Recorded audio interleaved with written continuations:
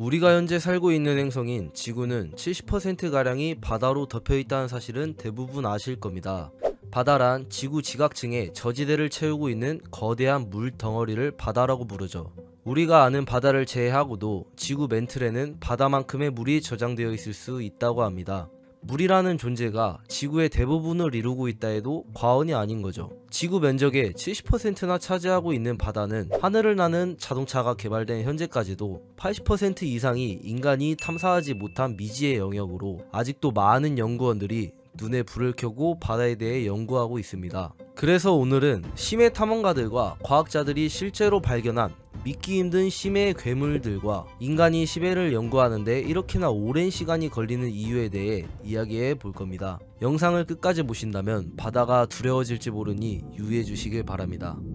에메랄드 빛의 이쁜 바다 혹은 푸른색의 바다가 우리가 보통 생각하는 바다이지만 그 표면은 바다의 본 모습이 아닙니다. 바다의 표층부터 수심 200m까지의 바다로 들어가 보면 햇빛이 충분히 들어와 광합성층 혹은 광투과층이라고 불리는데요. 이 구역에는 생물들이 살아가기 좋아 대부분의 해양 생물이 여기에 집중되어 있습니다. 어두운 빛층 혹은 박광층이라 불리는 수심 200m에서 1000m까지 구간은 희미한 빛은 들어오지만 인간 눈에는 거의 어두운 바다처럼 보이며 광합성 또한 어려운 구역입니다. 무광층 혹은 밤의 바다라고 불리는 수심 1000m 이후 구간은 햇빛이 전혀 들어오지 않는 완전한 어둠의 세계입니다.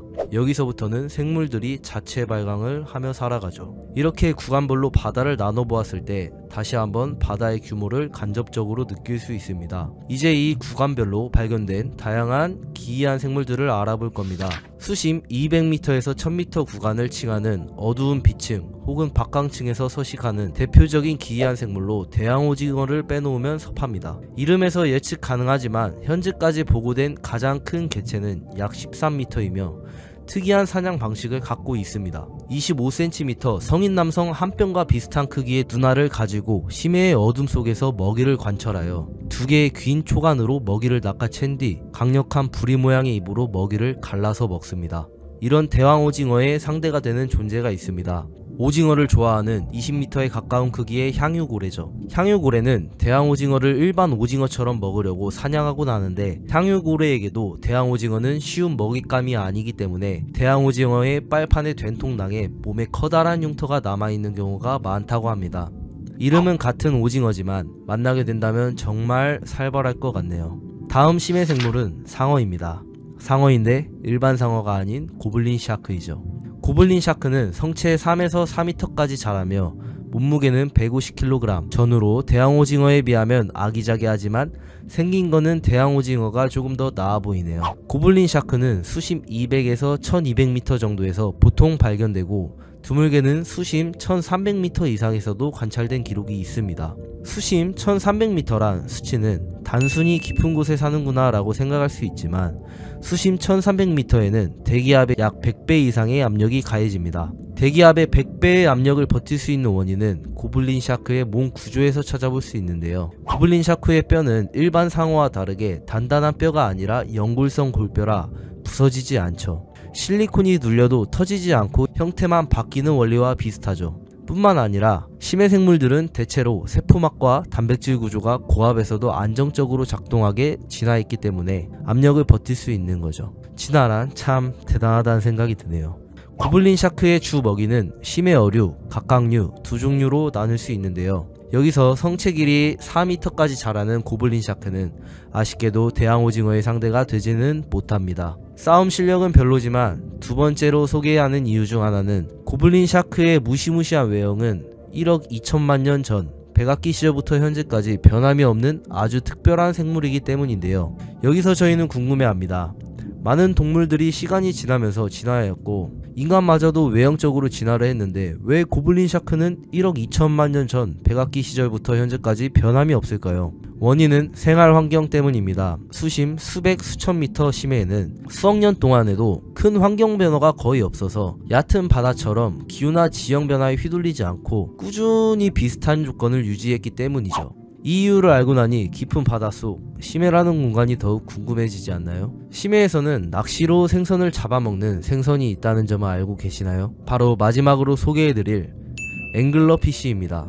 앵글러피쉬는 악마 같은 낚시꾼이라는 별명으로 불리는데 깊은 바닷속 어둠에 숨어서 머리에 불빛을 켜고 작은 물고기들이 빛에 이끌려 다가오기를 기다리다 순식간에 날카로운 이빨로 삼켜버리죠. 머리 위에 막대기 모양의 촉수는 일리시움이라 불리며 일리시움에서 나는 빛은 앵글러피쉬 몸 자체에서 내는 게 아니라 공생세균이 만들어내는 것이죠. 앵글러피쉬 또한 다른 심해 생물들처럼 몸은 말랑말랑하여 심해 압력을 견디기 좋게 진화했죠.